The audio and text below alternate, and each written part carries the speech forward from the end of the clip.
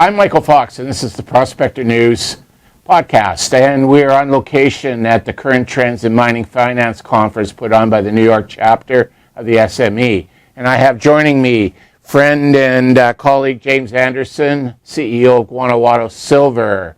Welcome, James. Thank you, Michael. It's a pleasure to be here. It's good to see you in the same place at the same time. Generally, you're country away over in Mexico at your properties. Yeah, that's right. I spend a lot of time in Mexico. I spend probably half my time on site, either in Guanajuato, where we've got 3 mines, or in Durango, where we've got our 4th mine. Wonderful. For those that aren't familiar with your company, let's give them the elevator pitch and why they should pay attention to you. Sure. Well, we like to call ourselves Mexico's fastest growing silver mining company. Over the last 24 months, we have purchased 4 mines, 3 production facilities, mostly in the state of Guanajuato and surrounding the city of Guanajuato, which has a 450-year mining history. The other mine that I alluded to a moment ago is in Durango. It's called Topia. It's a little more remote. It's up in the Sierra Mountains. All of these mines are narrow vein, high-grade epithermal systems, all underground, and all of them have been in production for many, many years. With Topia, 70 years, with Cubo, 120 years, and with Valenciana, fully 450 years. So there's lots of mining that's taken place here, and lots of mining that will take place in the decades and centuries to come. Absolutely. And you don't look a day over your age for all that aging on the mines. So 2022 was a very pivotal year for your company. In fact, I would go as far as to suggest that your company accomplished more in 1 year than a lot of companies would have accomplished in 10. Can you go through everything that happened in 2022? Yeah, well, I appreciate that. In an industry that often measures its progress in years and decades, I think we've managed to accomplish a lot in a very short period of time. Let me go back into 2021 just a tiny bit and talk about it in a 24-month period. We purchased the El Cubo mine from Endeavor Silver.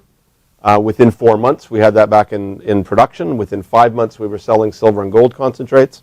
Fast forward to last year, we knew that we needed to continue to build the company and expand the company.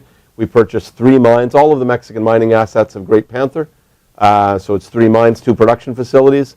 One of those mines never stopped producing. Another one of the mines, which had been shut down for about 10 months, we got back in production within 4 days. Valenciana took a little bit longer, about 4 months, and the continued ramp-up of production growth continues. Last quarter, we had another new record of 938,000 silver equivalent ounces of production. That's pretty remarkable, considering 2 years ago you had zero. That's right. And from it, if you amortize that, it's pretty good, right? Yeah, on average, you're still batting better than the average is doing. There you go. And as you've been acquiring these assets, are there other opportunities in around these mines to continue to expand on those resources? Yeah, there absolutely are. Let's concentrate on Guanajuato for a minute. The first time that I went to Guanajuato, which was about 5 years ago, what I thought that I recognized was a tremendous 450-year-old mining camp, mining district, that was divvied up into a whole bunch of ownership of all of the assets. There were 4 different production facilities there within 25 kilometers of one another, and not one of them was filled to capacity. So I thought, well, that's a place that we can try and consolidate the mining business. I think we've done a pretty good job. We own about 40% of the mining claims there now. Endeavor Silver continues to produce at their Bolanitos mine, a little to the west of most of our operations, just adjacent to our San Ignacio mine.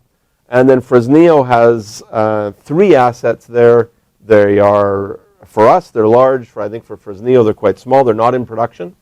Could we do something there to further consolidate it? Certainly, we're interested in that. But they're a big company, so sometimes difficult to get their attention. And there are numerous other smaller deposits that have been, that are 100 years old or 300 years old. That are either owned by Mexican families or small Mexican companies. Can we do something with regards to that to expand in the district? I think we can. Topia, the mine in Durango, is a similar opportunity, I think. We already purchase ore from a number of small miners in the area. Now, these people are very independent. I don't know whether we can do business in terms of acquiring other assets there, but it's in a channel of very large mines. Topia has always been seen as a smaller mine, but I think that with the amount of exploration that we're doing and continued development, maybe we can kind of break the glass on understanding that and really turn it into a larger, more robust, bigger operation. Perfect. And on top of all this, you became a mint. Yeah, well, that's true. We have a lot of fun with that. So we sell online. You can go to www.gsilver.com. We now sell silver coins, beautifully emblazoned with the Guanajuato Silver crest and logos and name. So that looks really good. And then just a couple of weeks ago, we started selling 10-ounce bars as well. So it's fun. People are very supportive of what we've done so far in the mining industry. I mean, frankly, we don't really make very much money on it. But I think it's a good way to promote silver. It's a good way to promote, what silver means, and it's a lot of fun for our shareholders and other interested parties to be able to have a little bit of Guanajuato silver. Absolutely. So that was then. Moving forward into 2023, yeah. What's on the table? Like, how are you going to top 2022? Well, I don't know for sure, and if I did, I couldn't tell you anyway. But I think. In our presentation folder, what you see are 6 quarters now of continued increases in silver equivalent production. And I guess I should say for us, silver equivalent production is about 50% silver, 40% gold, and about 10% for lead and zinc. So we are a much more silver producer than most. But that production continues to go higher and higher. We can continue to ramp up production and expand production at all of our assets. So I think that's important.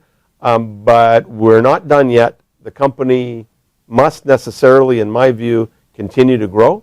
There's a lot of different opportunities in central Mexico right now. The assets that we've purchased so far, we've purchased at a very, very small price tag.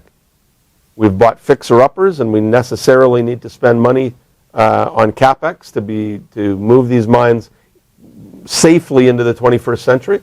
So we will, anything that we do, anything that we pull the trigger on has to look like that.